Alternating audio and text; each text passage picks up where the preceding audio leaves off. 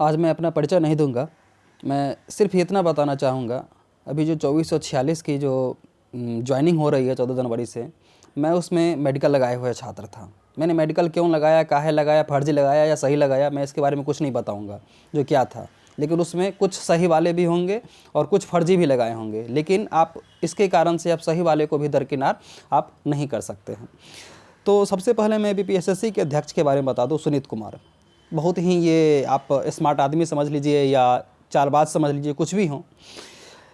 इन्होंने वहाँ पर आपको मेडिकल की व्यवस्था लगवाई, ठीक है, आप मेडिकल लिया तो ठीक है, आपको एक दे देना चाहिए था या आपको वहाँ डॉक्टर रखना चाहता, जैसी व्यवस्था हो आपको वहाँ पर करनी चाहिए। मैं इस सब बारे में ज़्यादा बात नहीं करूँगा। अब मैं इनका 2213 के बारे में बता रहा हूँ। 2213 का ये कहानी देख लीजिए। इन्होंने जब पीटी का एग्ज़ाम हो गया, पीटी में वही उटपटांग क्वेश्चन सब कुछ था, ठीक है, चलिए आप कोई दिक्कत नहीं, आप स्टूडेंट का आप कटअप कम करना चाहे, भीड़ कम करना चाहे, जो है आपने किया। लेकिन फिर इन्होंने क्या कहा, जो पेपर के माध्यम से जो मैं आंसर की जारी करूंगा। आज एग्ज़ाम को हुए 10-15 दिन के लमसम हो गए होंगे, ठीक है, लेकिन इन्होंने अभी तक आंसर की नहीं दिया।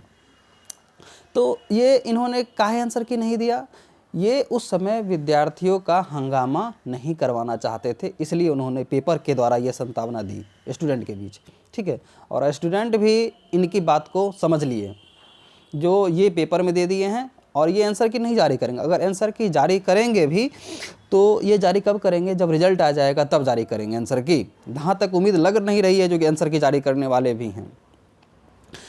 अब देखिए, जैसे कि वहाँ पे था, हम लोग जब मेडिकल वहाँ पर लगाए हुए थे तो हम लोगों ने बहुत से नेता से जाके भी मिला, तो नेता सब ने भी कहा जो ये जो सुनीत कुमार हैं ये नहीं कुछ करेंगे, ये आप लोग को न्यायालय में जाना ही पड़ा। सही बात है। यहाँ मैंने रामकृपाल यादव से भी जाके मिला, जीतन राम मांझी से भी, बहुत सारे नेता से उनको फ़ोन भी किया गया व्यक्तिगत रूप से, उन्होंने हम लोगों को वहाँ पर एब्सेंट करार दे दिया, ठीक है। और हम लोग जो मेडिकल लगाए थे उसका भी नहीं, उन्होंने कहा नहीं नहीं ये लोग फर्जी हैं, उस दिन आए ही नहीं थे इन लोग, ऐसा हम लोग आवेदन लिए ही नहीं हैं। तो मैं ये देख रहा हूँ, चाहे वो बीपीएसएससी हो चाहे वो बिहार एसएससी हो, जो भी इनके सचिव हैं, आप देखिएगा ये लोग आईएएस आईपीएस ही रहते हैं।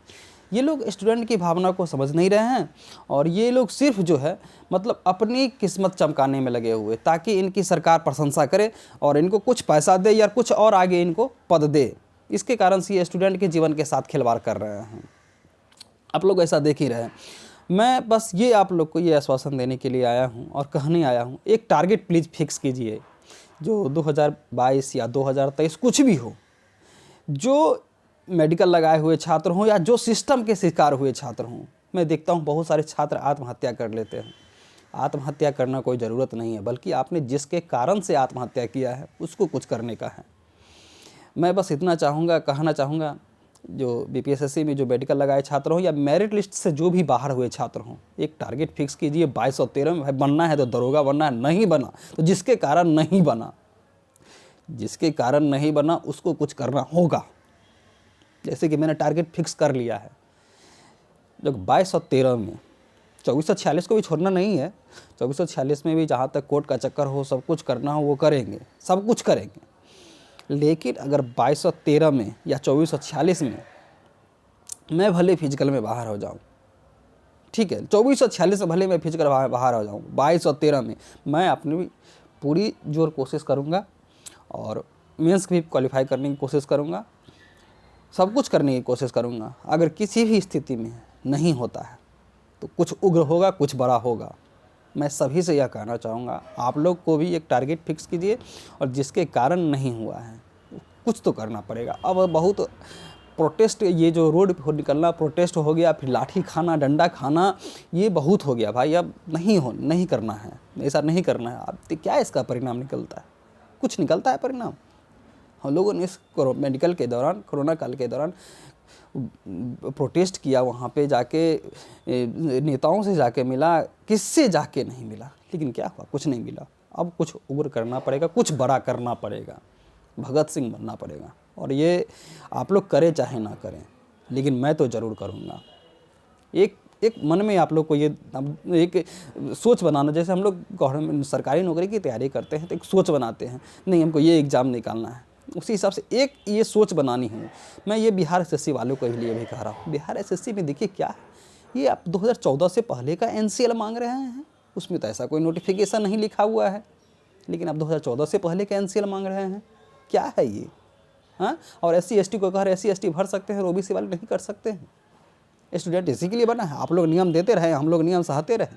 2014 का बहाली अब 2021 में कर रहे हैं। हालांकि मेरा बिहार SSC से कोई लेना देना है नहीं, लेकिन ये BPSSC सबसे महाखत्म आयोग है, सबसे। इसके आप लोग जो भी 2213 के कैंडिडेट हैं, इनके किसी भी बात को भरोसा मत कीजिएगा, ठीक है?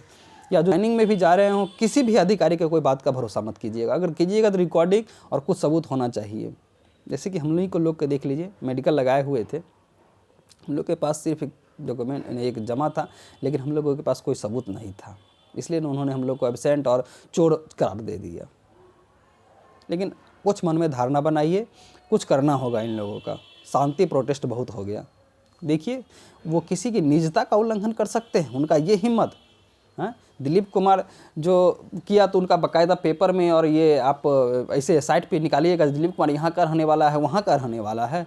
दिलीप कुमार तो कुछ नहीं किए, बशर्ते उनके ऊपर चाहा जाता तो एक केस हो सकता था। वो सारा प्रोटेस्ट लेके और एक विद्यार्थी की निजता का उल्लंघन कर रहे हैं।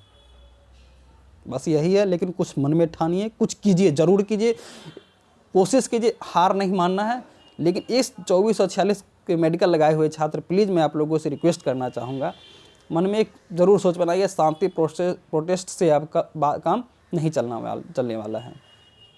ठीक है, मैं इसी बात के साथ मैं समाप्त करना चाहता हूँ अपनी बात को।